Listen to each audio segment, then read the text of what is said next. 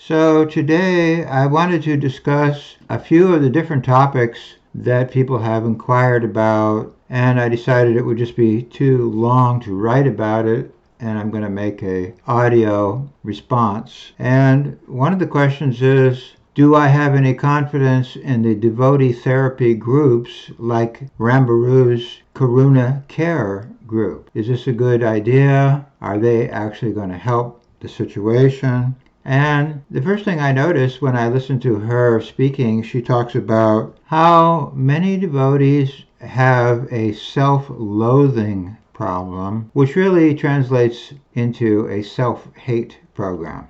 They don't like themselves, they have a bad self-esteem issue going on. And she's right, that is a big problem. And the result of that is many devotees are depressed, and in some cases clinically depressed, and so they take to intoxication, or they have illicit affairs, or they try to resolve their self-esteem problems by material gratification, which doesn't always end very well. So all this is true, but what is the root of all this? Do we actually ever address the root issue that's going on here? So first of all, our self-esteem issue, or self-hate issue, or self-loathing issue, as she calls it, has its roots in us loathing or hating Krishna. That's how this all started. We became inimical to Krishna, we had a bad image of Krishna, and we fell away from Krishna, and because of that, we're now suffering from the illusion that we're separate from Krishna and we're not part of the Supreme Being, the Supreme Pure, the Supreme Powerful Being. And if we are actually part and parcel of the Supreme, all pure and all powerful Being, then we are similar in quality to Him, and that should give us a lot of encouragement.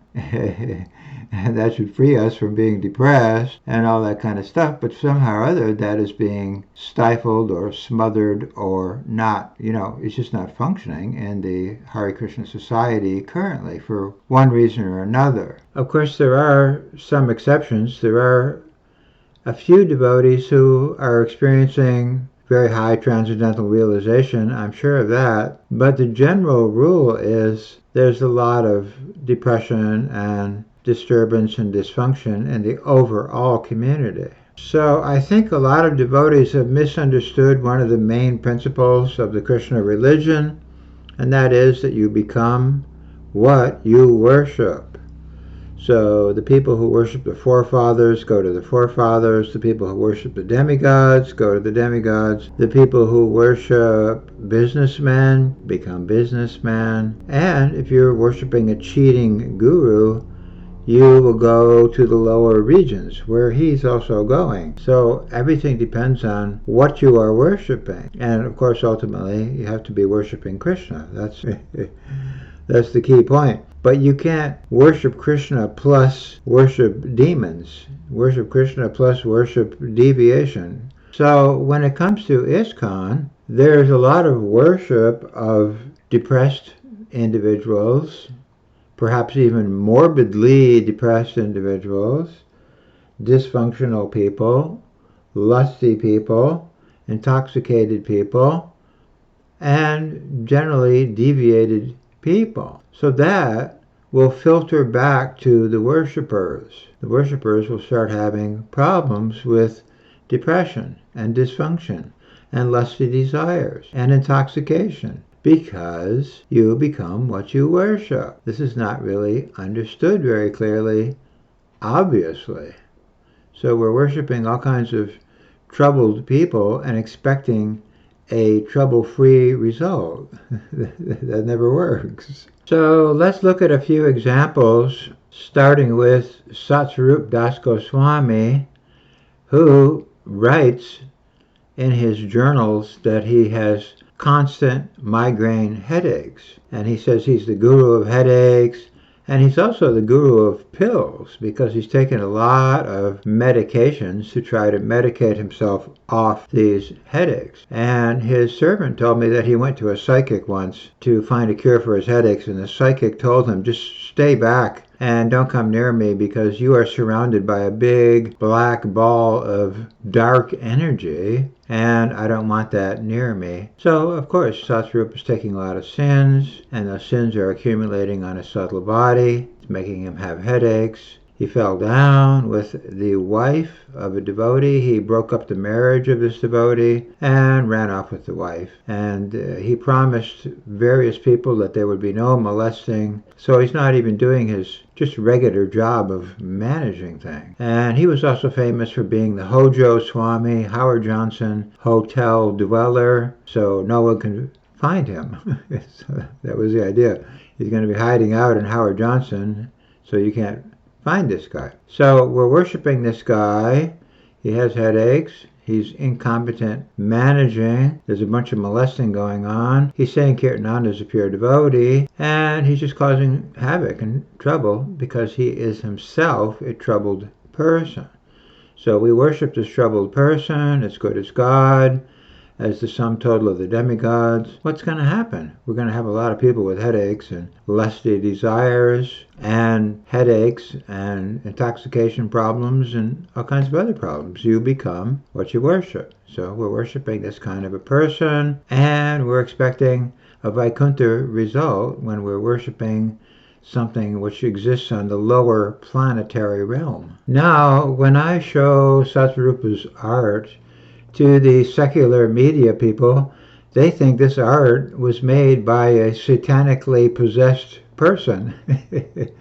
They don't think this has anything to do with Vaikuntha, and yet Satsvarupa's books are being sold all over ISKCON, and the position papers that he wrote early on for the GBC are still existing as bona fide documents in the GBC, stockpile of documents. For example, the Mahajans have difficulties where Satsvarupa attacks the Mahajans as being an illusion. And when Prabhu Vishnu fell down, some of his followers wrote to ask for my advice. They said everyone here is crying and lamenting. Okay, crying and lamenting, it's just the modes of ignorance. You're crying and lamenting that some guy is a lusty guy running after females who you thought was a pure devotee. Well, you were an illusion, that's all. So now you're crying and lamenting because you were in illusion. But who created that illusion? It was the leaders of ISKCON. They're all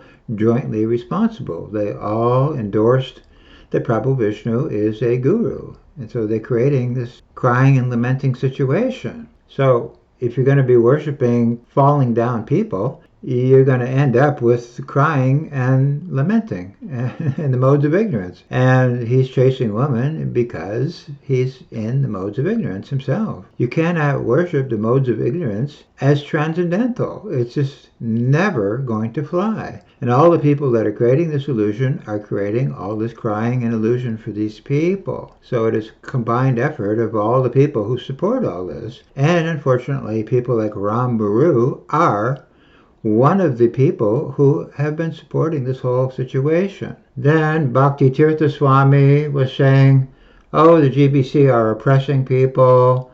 Yeah, they're a little too heavy-handed. They're not treating people properly. Oh, okay, so they're as good as God, and they're oppressing people, and they don't know how to treat people. Well, how does that add up? How can you say that? Something is as good as God, and it's oppressive, and it's mistreating others. Well, then you're saying God is oppressive, and God mistreats others.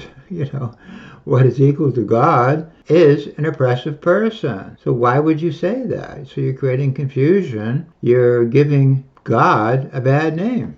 Meanwhile, it is Bhakti Tirtha's disciples who beat the crap out of Kulashekar, put him in the hospital for months, and made Kulashekar live a life of pain for the rest of his life. Kulashekar told me he had to take pain medications ongoing ever since he got beat up by these people. So the other GBC are bad, they're oppressing people, but you, Bhakti Tirtha, are one of the oppressors yourself, and you're training your people to oppress others. So it's just a vicious cycle. The other guys are oppressors.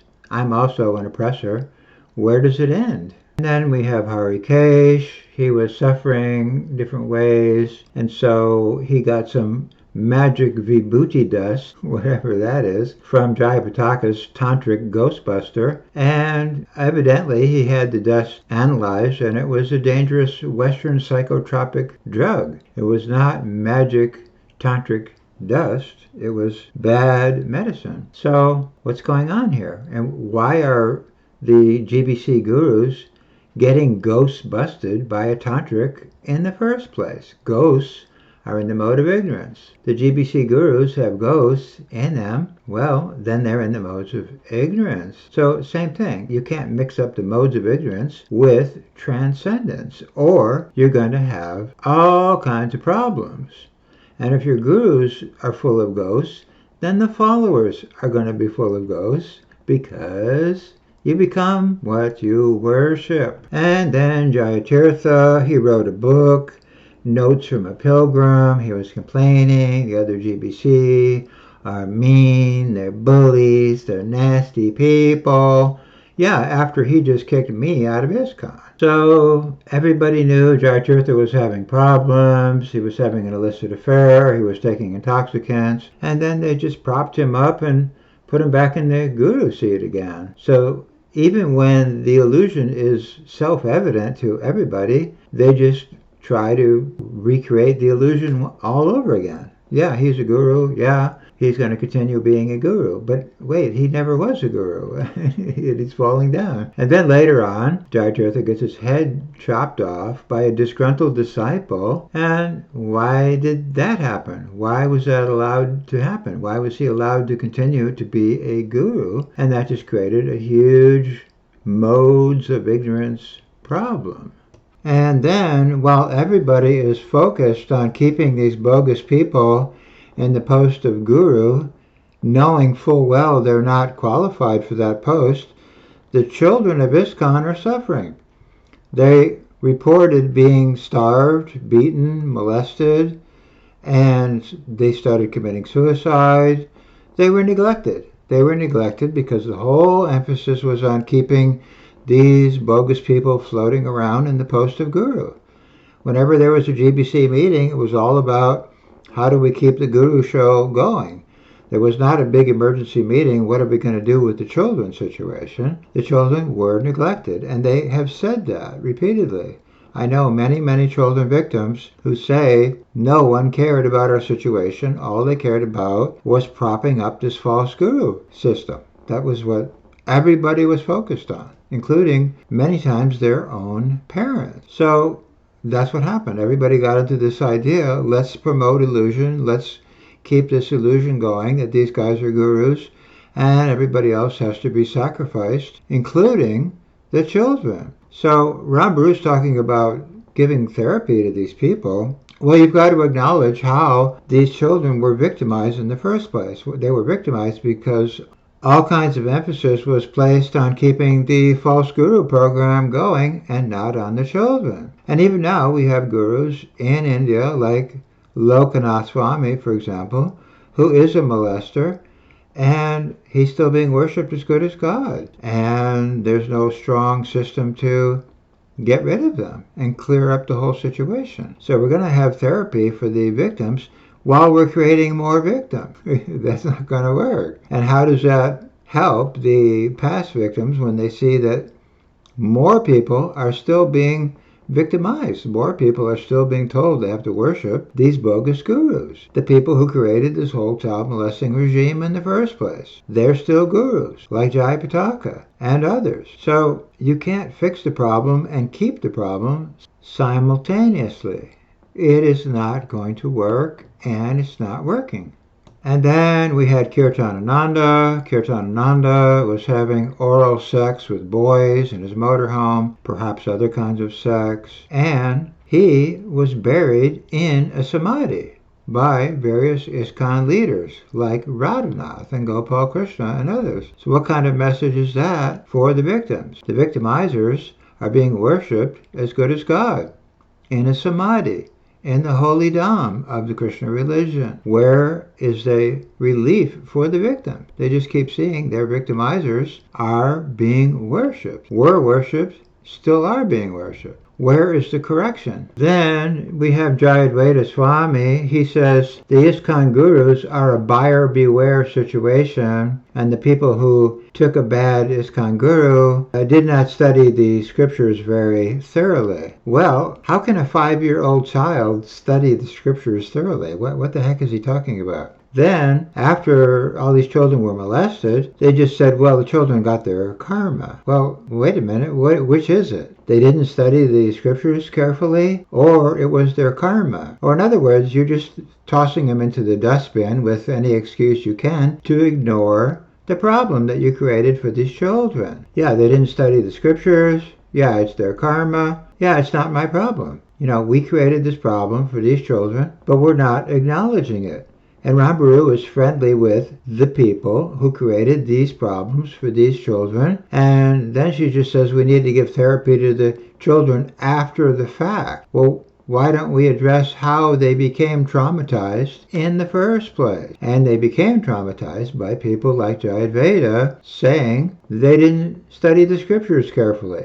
And now they're saying it's their karma. That is just putting the burden on the victims. It's victimizing the victims again. So you want to save the children from trauma, but you're giving them more trauma. And then Jayadvaita says, I can't initiate anymore because I've taken too much karma. Let's make Kadambakana my initiating guru in my place. And then Kadamba gets cancer and he dies. Okay, why was he taking karma? Why did we tell Kadamba to take karma? I don't want to take karma. Let him take karma. And then he gets a very serious fatal ailment. So he was not authorized to take karma. So again, where's the solution? We're just giving karma to another group of people when the first wave of people were not authorized to take karma either. So the first wave suffered from taking karma. Let's make another wave to take karma. How is that fixing the problem? Of course, another problem is the entire system of ISKCON management. The first wave of gurus was crashing on the beach. But just before they departed, while they were having a party going on, they voted in another wave of gurus. So that begs the question, how can people who are falling down left, right, and center vote in another wave of gurus? It doesn't even make sense. The people who were unqualified to be gurus from square one are voting in another wave of gurus. So how does that give any confidence to the victims of ISKCON? They can't take shelter of the management if the management is based on one big phony system. So Rambhouru says that when your guru falls down, it's creating a traumatic situation, and many people in ISKCON are suffering from these kinds of traumas, so we have to help them. How are we going to help them? We're going to have them surrender to the wave of gurus that was voted in by the previous corrupt wave. And that's going to fix everything. I don't think so. But if we look at some of the second wave, I mean, they also have problems. I mean, Adi Karta, this guy was a guru. He got into a big fight, a physical altercation in Miami. He was arrested. And he's just having some kind of a meltdown, obviously. He's not qualified to be a guru. He's made negative comments about Prabhupada to friends of mine. He doesn't really have faith in Prabhupada, and he even confided in someone he needs to make disciples so he will have an income when he gets old. So again, where is the confidence in that system? A bunch of old people exploiting the ISKCON society.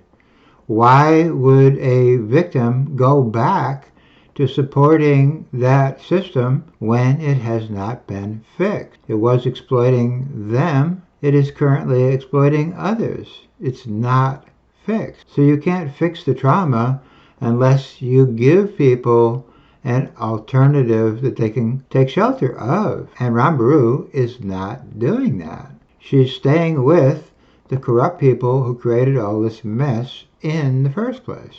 And let's not forget that one of the people voted in as guru by the GBC was her husband, Prithu. And Prithu was like one of the worst case examples of the second wave gurus imaginable. He just severely mistreated all kinds of people, including Rambhouru. So where is the decision-making capacity with the GBC if they think that Prithu should be worshipped as the sum total of the demigods and Krishna's pure devotee's successor? There's no discrimination at work here. And she went along with it and went along with it because obviously she also does not have discrimination. So if you're going to fix victims, you need to have discrimination. You need to identify what is the problem, who caused the problem, and who's part of the problem, who helped the problem, and all that stuff needs to be known by the victims so they can start to climb out of the dark well of ignorance that they've been thrown into. And I'm sorry, but Rambhouru is one of the people who threw them in there. And her husband threw them in there. And I hate to have to say this, but many of the children victims are not cured of the trauma at all. And they're getting cancer and they're feeling very depressed and all kinds of problems are going on with these children. And it's kind of remarkable. One of the gurus had a child and that child felt very rejected and very exploited by ISKCON and left ISKCON. He is the son of a guru, and then that son had a son. Okay. And that son is the grandson of a guru. And that grandson just wrote to me. I have no idea how old he is. And he said, hey, what the heck happened in my life? My grandfather, who is a guru, never writes back to me, has no concern for me. I'm the grandkid of this guru, and he treats me like a piece of crap. So I'm sorry. We can't treat children like a piece of crap and expect a good result. We have to have people running the show who have concern not only for children in general, but even for their own children, which doesn't seem to be going on here. So these children are getting severe problems, including cancer, and they're dying from that, I believe, because they've never been validated. Their suffering hasn't been validated. And that is required to heal them. It's not being done. So anyway, getting back to my original point, we have to realize we are part of Krishna. So we have a lot of value. We have an incredible amount of value. And Prabhupada says we are like a diamond that's been thrown into the sewer. So we're very important to Krishna. And if we actually realize that, we're not going to fall into a big funk of thinking we're worthless and we're going to have this self-loathing and self-hate and stuff that Rambhouru is blabbering on about. She's not fixing the problem. She has to emphasize why people are having this problem. Why are people suffering depression? Why are people falling into the modes of ignorance? Because they're worshiping people in the modes of ignorance.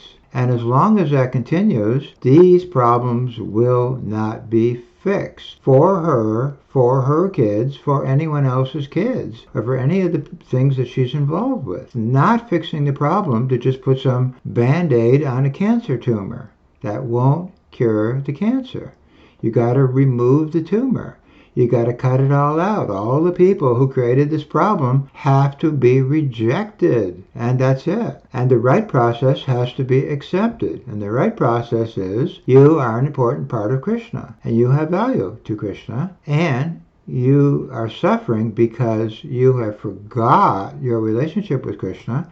And these people have simply helped you forget. That's all. They've just made matters worse for you. Anyway, I could go on here for another 5 hours talking about the problems created by people like Bhakti Vikas Swami, Indrajumna Swami, Lokanath, Jayadvaita, Kadamba Kanana, Hridayananda, Tamal, Jayapataka, Hansaduta, Bhavananda, Rameshwar, Bhagavan, all these guys. They just created all kinds of problems for all kinds of people. They are not gurus, were not gurus, could not have been gurus. They could not have voted in more gurus. And the children have suffered because of these people and the system that they created. And they created a system that Sulochan said is anti-woman, anti-children, anti-family, and pro-deviant.